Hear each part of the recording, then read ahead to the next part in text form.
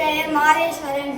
என் பெயர் எம் அறிவன். என் பெயர் எஸ் வருண். எங்கள் ப்ராஜெக்டின் பெயர் காற்றாற்றல் மூலம் மின்சாரம் தயாரித்தல். காற்றாற்றல் காற்று வீசும் போது காற்றின் ஆற்றலை இயந்திர ஆற்றலாக மாற்றி மின்சாரம் உருவாகுகிறது.